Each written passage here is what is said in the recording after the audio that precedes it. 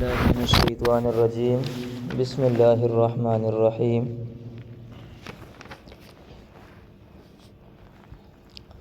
يا بني إسرائيل اذكروا نعمتي التي أنعمت عليكم وأوفوا بعهدي أوف بعهدكم وإياي فارهبون وآمنوا بما أنزلت مصدقا لما معكم ولا تكونوا أول كافر به ولا تشتروا بآياتي ثمنا قليلا وإياي فاتقون۔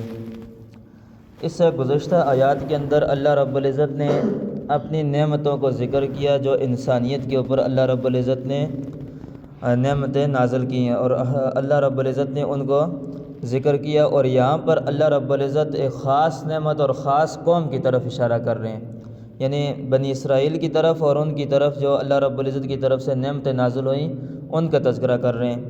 جیسا کہ یہاں پر یا بنی اسرائیل اذکروا، کہ اے اسرائیل کی اولاد یاد کرو، نعمتی میری نعمتوں کو، التی انعمت علیکم جو میں نے تمہارے اوپر نازل کی۔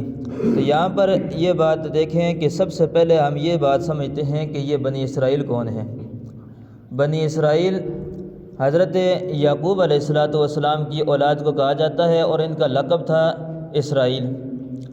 اسرائیل کا معنی بھی جو بنتا ہے وہ بھی اللہ کا بندہ یعنی عبداللہ بنتا ہے، اور ان کا لقب تھا اسرائیل، اور ان کے 12 بیٹے تھے، بیٹیاں نہیں تھیں، تو ان کی جو آگے اولاد چلی ہے اس کو بنی اسرائیل کہتے ہیں، یعنی حضرت یعقوب علیہ السلام کی اولاد۔ اور ان کی اولاد کے اندر اللہ رب العزت نے بے شمار غالباً 4000 کے قریب پیغمبر بھیجے، اور کئی پیغمبر ان کی اولاد کے اندر ایسے بھی آئے جو بیک وقت پیغمبر بھی تھے اور ساتھ بادشاہ بھی تھے، جیسا کہ حضرت یوسف علیہ السلام آخر زمانے کے اندر مصر کے بادشاہ بھی تھے اور پیغمبر بھی تھے۔ اسی طریقے سے حضرت داؤد علیہ السلام بادشاہ بھی ہیں اور پیغمبر بھی ہیں، بادشاہ بھی ہیں۔ اسی طریقے حضرت سلیمان علیہ السلام کو اللہ رب العزت نے ظاہری اور باطنی ہر قسم کی نعمتوں سے مالا مال فرما کر ان کو ایسی بادشاہت عطا کی تھی کہ نہ ان سے پہلے کسی کو عطا کی، نہ اس کے بعد کسی کو ایسی بادشاہت ملی ہے کہ ہر چیز کے اوپر ان کی حکومت تھی۔ اور اسی طریقے سے 4 مشہور آسمانی کتابوں میں سے پہلے 3 کتابیں ان قوم کو عطا کی، یعنی بنی اسرائیل کو عطا کی۔ اسی طریقے جیسے کہ انجیل ہے، تورات ہے، زبور ہے، یہ ان کو عطا کی، اور بے شمار ان کی قوم کے اندر پیغمبر پیدا ہوئے، اور ان کی آخری پیغمبر حضرت عیسیٰ علیہ السلام تھے، جن کا ذکر اللہ رب العزت نے قرآن مجید کے اندر بھی کیا، ورسولا الی بنی اسرائیل، کہ ہم نے حضرت عیسیٰ علیہ السلام کو بنی اسرائیل کی طرف رسول بنا کر بھیجا۔ تو یہاں پر اللہ رب العزت فرماتے ہیں کہ اذکروا نعمتی، کہ میری نعمتوں کو یاد کرو۔ نعمتوں کو یاد کرنے کا مطلب یہ ہے کہ میری نعمتوں کے اوپر شکر ادا کرو، کہ میں تمہارے ساتھ جو وعدہ کیا گیا، جو تم نے میرے ساتھ وعدہ کیا ہے، یعنی احکامات کو ماننا، اللہ رب العزت کے حکموں کو ماننا، نبی علیہ السلام کے طریقے کے مطابق چلنا، اس وعدے کو تم پورا کرو۔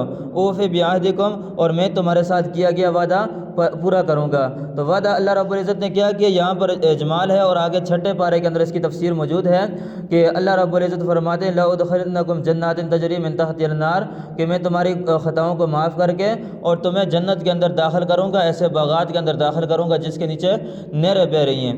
اور یہ اللہ رب العزت کا وعدہ تھا ان کے ساتھ۔ وَإِيَّايَ فَارْهَبُونَ، اور خاص کر کے مجھ ہی سے ڈرو، خاص مجھ ہی سے ڈرو۔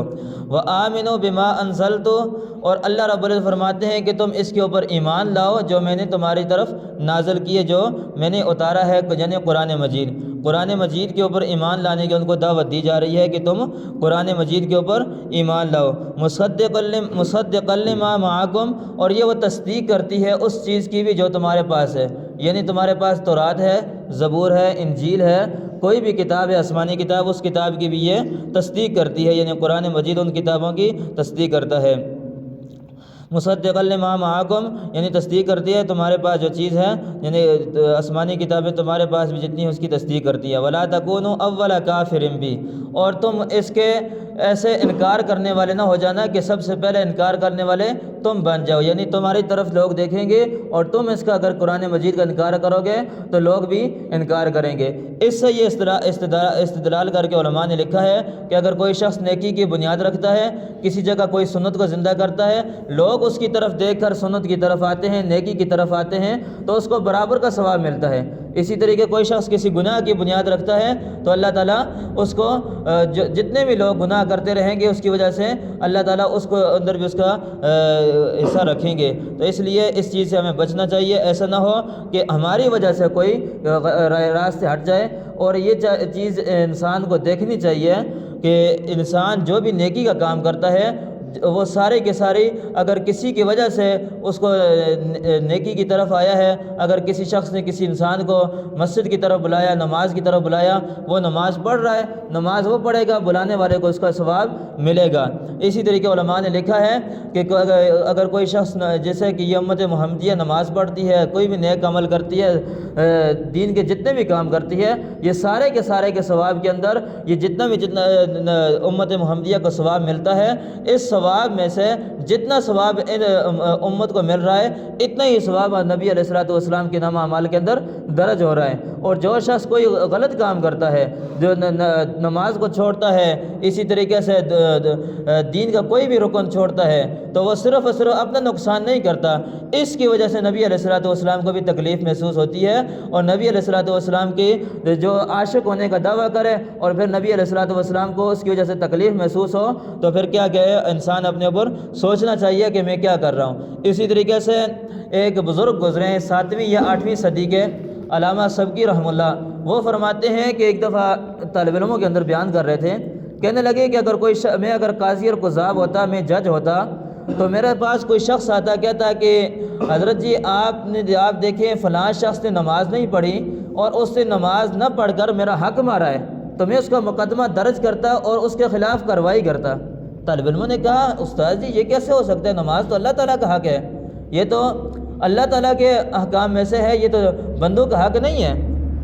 تو کہنے لگے بخاری شریف کی حدیث ہے کہ صحابہ اکرام پہلے سلام پڑھتے تھے کہ السلام علی اللہ، السلام علی جبرائیل، السلام علی میکائیل، اسی طریقے سے فرشتوں کے نام لے کر ان کے اوپر سلام بھیجتے تھے، اور اسی طریقے سے نبی علیہ الصلوۃ والسلام اور پیغمبروں کے نام لے کر ان پر سلام بھیجتے تھے۔ تو نبی علیہ الصلوۃ والسلام نے فرمایا کہ اس طریقے تم نہ کہا کرو، بلکہ اس طریقے کہو السلام علینا وعلی عباد اللہ الصالحین۔ اس کے اندر پیغمبر بھی داخل ہیں اور اسی طریقے سے اولیاء اللہ بھی داخل ہیں، فرشتے بھی داخل ہیں، جتنے بھی نیک اعمال کرنے والے لوگ ہیں سارے کے سارے اس کے اندر داخل ہیں۔ گویا کہ جو شخص نماز پڑھتا ہے اس کی وجہ سے وہ دعا کرتا ہے السلام علینا وعلی عباد اللہ الصالحین، اس کی وجہ سے تمام کے تمام لوگوں کو اس کے اندر اس کا حصہ ملتا ہے، چاہے وہ جہاں کہیں بھی ہے، جتنے بھی لوگ ہیں نیک اعمال کرنے والے ایمان والے اس کے اندر ان کو حصہ ملتا ہے۔ تو کہتے ہیں کہ میں اس کا مقدمہ اس وجہ سے لیتا کہ اس نے اس دعا سے لوگوں کو محروم رکھا ہے۔ یہ علماء نے اس طریقے لکھا ہے کہ نماز کے اندر انسان پڑھتا ہے، درود شریف پڑھتا ہے اللہم صلی علی محمد وعلی آل محمد۔ آل محمد سے مراد تمام کے تمام مسلمان ہیں کہ نبی علیہ الصلوۃ والسلام کے جتنے پیروکار ہیں، نبی علیہ الصلوۃ والسلام کی پیروی کرنے والے، وہ آل محمد کے اندر شمار ہوتے ہیں۔ تو اس لیے یہاں پر بھی یہ دعا، یہ درود شریف نہ پڑھ کر گئے، اس نے لوگوں کا حق مارا ہے۔ تو اس لیے ہمیں یہ سوچنا چاہیے کہ ہم نماز نہیں پڑھتے، دین سے ہٹے ہوئے، صرف اپنا نقصان نہیں کرتے، اس کے ساتھ ساتھ ہم لوگوں کا نقصان بھی کرتے ہیں، باقیوں کا نقصان بھی کرتے ہیں۔ وَلَا تَشْتَرُوا بِآيَاتِي ثَمَنًا قَلِيلًا، اللہ تعالیٰ فرماتے ہیں کہ میری آیتوں کو نہ بیچو کم قیمت میں۔ ثمنًا قلیلا، ثمنًا قلیلا سے یہ مراد نہیں ہے کہ تھوڑی قیمت میں نہ بیچے اور زیادہ قیمت لے لیں۔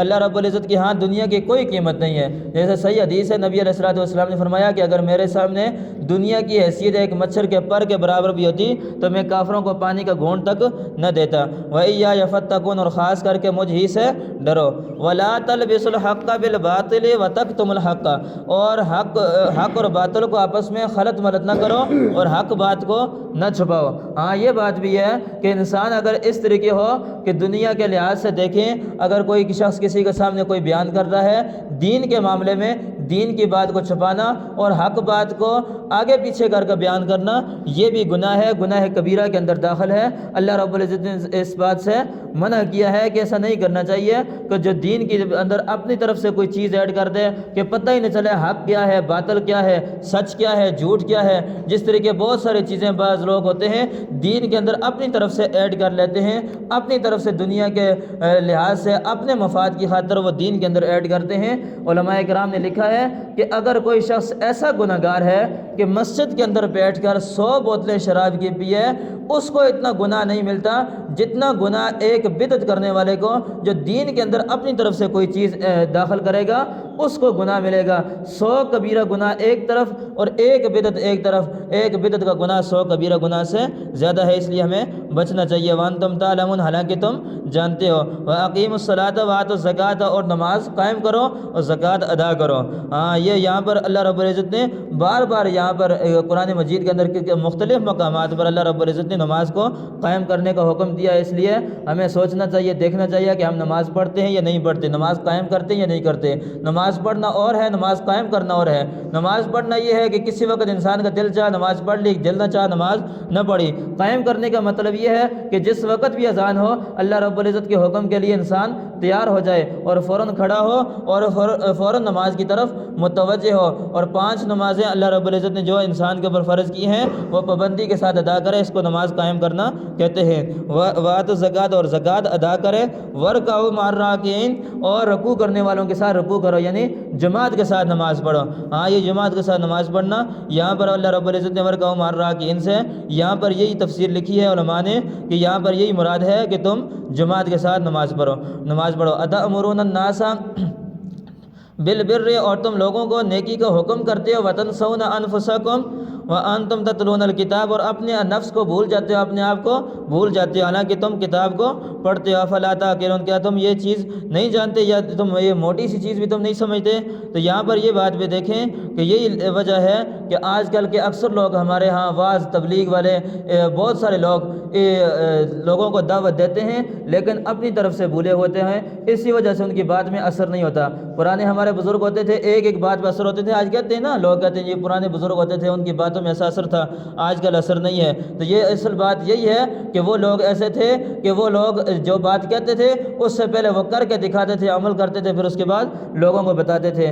آج اس لیے یہ ہمارے اندر یہ بھی کمی ہے، یہ بھی دور کرنی چاہیے کہ انسان لوگوں کو نیکی کی دعوت دے، خود بھی اس کے اوپر چلے۔ وَاسْتَعِينُوا بِالصَّبْرِ وَالصَّلَاةِ، کہ آگے فرمایا کہ تم مدد حاصل کرو اللہ رب العزت سے نماز کے ذریعے اور صبر کے ذریعے۔ یہ بھی یاد رکھیں، صحابہ کرام نماز کے ذریعے اللہ رب العزت کے سامنے بہت سارے مسائل حل کرواتے تھے۔